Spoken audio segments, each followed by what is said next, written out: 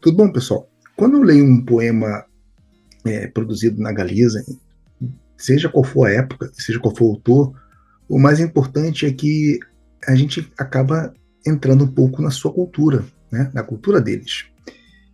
E então você vai tentar entender os costumes, você vai tentar entender quem foi o autor, em que momento ele vivia, como é que estava a sociedade naquele momento, quem governava a região, como é que eles estavam sendo submetidos, qual era o tipo de atividade econômica, qual eram os meios de produção daquela gente, onde que essas pessoas circulavam. E você também acaba entrando num campo que eu mais gosto, que é a história, né? Eu nunca fui uma pessoa da literatura, muito pelo contrário, eu sempre fui uma pessoa com muitas deficiências na leitura. E quando eu faço essas leituras do Ernesto Guerdacal, a gente acaba também entrando no seu universo, que é um contexto de pessoas daquela época. Então ele faz poemas mais ou menos ali na década de 50. E, por incrível que pareça, somos uma mesma língua, ou não somos, uns vão dizer que sim, outros vão dizer que não. Aqui mesmo no Brasil tem palavras que as pessoas no Nordeste vão falar que eu não vou entender, porque são expressões coloquiais, são coisas muito deles, como também tem em São Paulo, aqui do lado, praticamente, como tem na parte sul, no centro-oeste. Isso faz parte da diversidade da nossa língua, né? Então, existem palavras que são faladas em comum, né, uma estrutura mesma, mas em Moçambique tem palavras próprias, em Angola também, e por aí vai. E na Galiza não é diferente. Quando eu converso com um galego, eu costumo utilizar uma linguagem mais neutra. Eu tiro um pouco do carioquês, né, que eu vivo no Rio de Janeiro há muitas décadas. Apesar de não ser carioca, né, a minha fala é o carioca. Então eu tento neutralizar um pouco isso aí para poder ficar, né, haver uma fluidez na comunicação. Mas é claro que as pessoas da Galiza, elas não estão comunicando para um povo externo, para um público externo. Elas estão fazendo a poesia para eles. Ernesto Guerra da Cal, apesar de estar no exílio, né, na Guerra Civil, ele teve que se... Ele foi lá tentar um investimento, um patrocínio e acabou ficando por lá, né? A guerra teve vencedores. Enfim, e ali existem alguns vocábulos que são muito deles.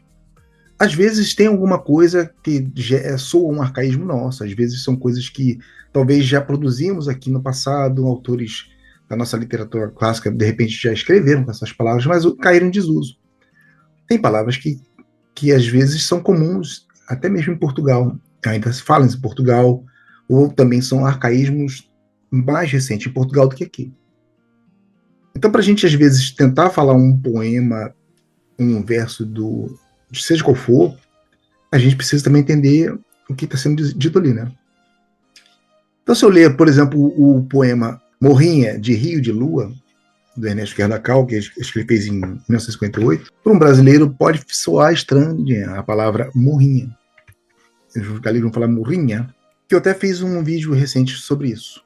Então, a morrinha, na Galiza, ela tem um aspecto da nostalgia, da saudade, muito usada pela imigração. Então, é um cenário de abandono e de um autodesterro. As pessoas vão saindo da Galiza, seja para outras regiões da Espanha, para Portugal, para França, mas num momento específico, quando as Américas estavam, né, no seu crescimento econômico, assim dizendo, então como uma esperança de uma nova vida, muitos emigraram para cá, né?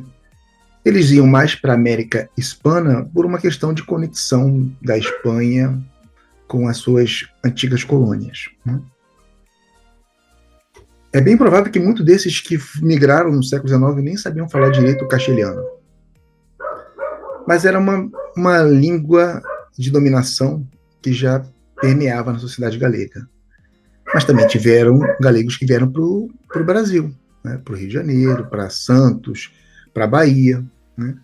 Mas é uma grande expressão de, né, a maioria mesmo foi para a Argentina, foi para o Uruguai, em tempo posterior foram para Cuba também, mais recente vieram para Venezuela, então eles se espalharam para o México também, né? E depois, né, dos anos 60 para lá, começam a ir para a França, para Portugal, para outros lugares, né? Para a Alemanha, para trabalhar, para a Suíça, enfim. Muitos nunca mais voltaram, outros voltaram realmente, ou então voltaram depois de aposentados, velhos. Mas então o que seria morrinha? Eu fui pesquisar lá e achei que existia uma palavra de uma doença do gado chamada morra, né? Vem do latim morris. E essa doença abatia o animal ficava fraco, um aspecto triste, um semblante triste, né? Ele vai definhando até morrer. E morrinha seria assim, entristecimento lento da saudade, né?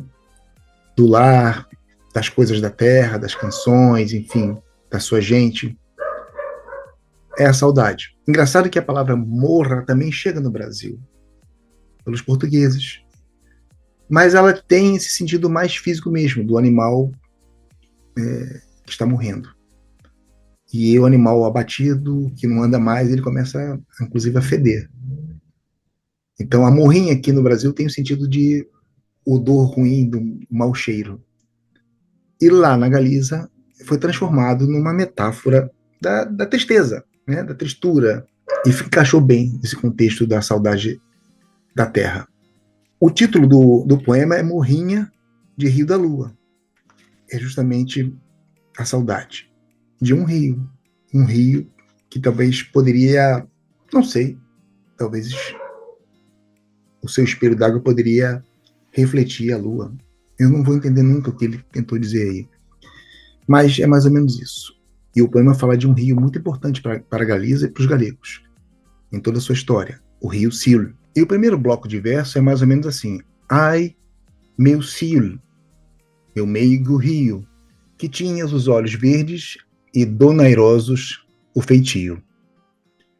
Bom, meigo a gente sabe mais ou menos o que é, uma coisa suave, uma coisa afetuosa. Aí não tem problema, né? Meu meigo rio, o rio Sil. Donairoso, talvez a gente não vai entender muito bem aqui. Então, donairoso seria gracioso, né? Agradável, elegante, sem afetação. Então, ai meu cio, meu meio rio, que tinhas os olhos verdes e donairosos o feitio. Aqui o rio Cio é apresentado como um próprio ser vivo, né?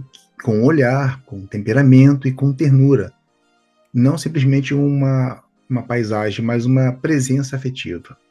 Ai, meu Cio, meu meio rio, que tinhas os olhos verdes e donairosos o feitio. Já no segundo bloco ele vai falar: lua do Cio, lua loira, que doce e soirio me olhavas a segredar-me entre a boira. Aqui tem umas palavrinhas que a gente realmente não vai entender. Talvez a lua seja também uma questão da distância. A lua em relação à terra pode lembrar também pode ter uma associação com a saudade, com a morrinha? Pode. A lua loira, que tem aquele... Quando a lua está cheia, ela fica, né, bem amarelinha, branca, mas bem amarelinha, pode ser também. Mas quando a gente vai falar soirio, aí complica. Soirio seria suave, delicado, brando. Então, uma lua doce e branda. Uma lua doce e delicada. E depois ele vai falar: me olhavas a segredar-me entre a boira. Boira. Aí complica. Boira seria uma espécie de neblina, uma névoa, que também é um símbolo, metaforicamente, da distância e do exílio, né? Ele estava exilado, lembra disso, né? Então aqui a lua surge como uma espécie de confidente silenciosa, que observa o poeta à distância, através da névoa, uma metáfora da separação com a terra. Lua do Cio, lua loira, que doce e sorriu me olhavas a segredar-me entre a boira. No terceiro bloco de versos, a gente vai falar dos salgueirais. Pelos salgueirais do Cio cantavam os melros mil. Então, aqui temos a fauna e a flora. Os salgueirais são lugares onde crescem os salgueiros, que são árvores típicas das margens dos rios. E aqui tem uma memória, né, da sua vida na Galiza. Os melros já são pássaros negros com um canto muito característico, que também está na memória do seu povo. Pode ser aqui uma evocação da memória sonora da sua infância, da sua juventude, E não é apenas ver a terra, mas também ouvi-la. Pelos salgueirais do cielo cantavam os melros mil, quem pudesse novamente ouvir o seu canto. Quem pudesse. Ele talvez nunca mais iria ouvir. Ou seja, não poder mais experimentar, repetir essa experiência de ver os salgueirais e de ouvir os pássaros. Ficou apenas na sua lembrança. No próximo bloco ele vai falar: quem outra vez escutasse seu magoante cantar entre as ervas e madressilvas. Novamente aqui, o cantar do pássaro, que ele associa como um cantar magoante, triste, talvez, tristonho, e a vegetação, as ervas, né? O mato, que a gente pode dizer o mato, o capim, etc. Mas também as madressilvas, que são espécies de, se eu não me engano, arbustos com espinhos. Enfim, faz parte das suas lembranças da terra. Há beleza, mas também há uma aspereza, como qualquer coisa na vida. A saudade dói, porque ela também é verdadeira. Quem outra vez escutasse o seu magoante cantar entre as ervas e madressilvas, se deitasse um só instante, cara a lua, no luar. Cara, a lua é diferente para a lua, diante da lua, entendeu? Cara, a Caron. No próximo bloco ele vai justamente esse núcleo, a parte central, que é a morrinha. Ele diz: a minha lua, o meu rio, quando entro em mim, vos sinto que pungir tão doentio. Pungir aqui seria ferir, causar uma dor aguda, ou seja, quando entro em mim, vos sinto que pungir tão doentio. E doentio seria a doença, o mal-estar persistente. Aqui tem explicitamente a morrinha, descrita como quase como se fosse uma doença fatal. E aí pode ser que não seja só uma metáfora leve, mas um sofrimento prolongado do exílio de uma pessoa que talvez possa nunca mais voltar para Galiza. Ai, minha lua, meu rio, quando entro em mim, eu sinto que pundir tão doentio. O último bloco ele é o fechamento do poema. Ele fala: eu prazer tão amargo de gozar, de saber que além da morte convosco hei de ir descansar e ter meu final poesio. Aí tem uma palavrinha aí que pode ser uma pegadinha pra gente. Poesio. Poesio, aí sim. Aí a gente não vai entender mesmo. Qualquer pessoa que tentar declarar esse verso, a gente vai ter dificuldade.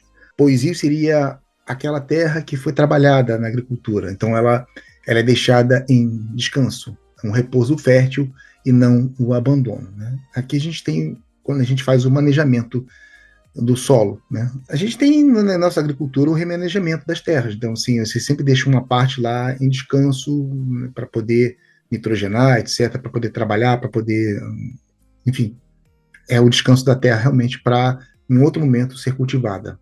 Então pode ser uma referência também às práticas agrícolas de onde ele viveu e onde ou que ele observou.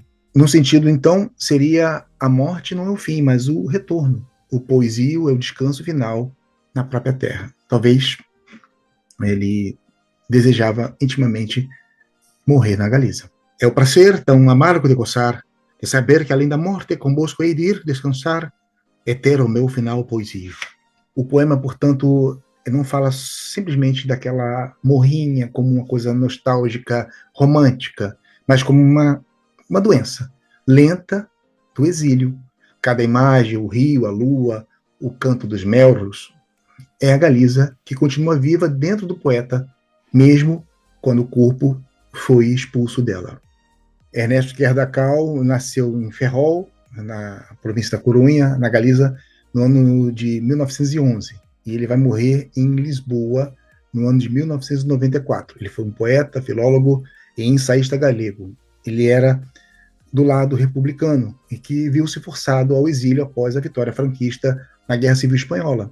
Essa ruptura marcou de forma definitiva a vida e a sua obra.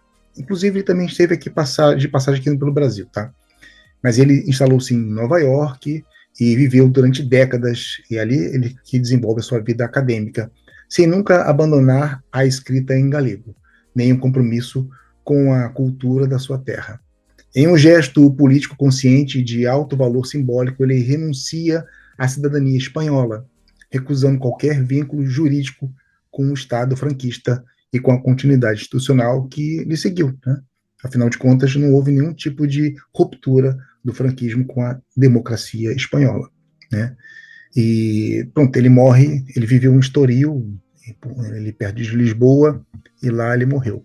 Ele se aposentou, foi em 77, e aí vai morar em Portugal, primeiro em Estoril, depois foi para Lisboa. E em 94 ele morre sem jamais ter regressado para Galiza, permanecendo até o fim como exilado na sua própria terra. É isso, galera. A gente, esse ano, vamos dar uma atenção também a todo esse tipo de literatura galega, sempre preservando também a nossa identidade da luso-galaicofonia, na forma da escrita e no nosso entendimento historiográfico. Beleza? Um abraço. Tchau, tchau.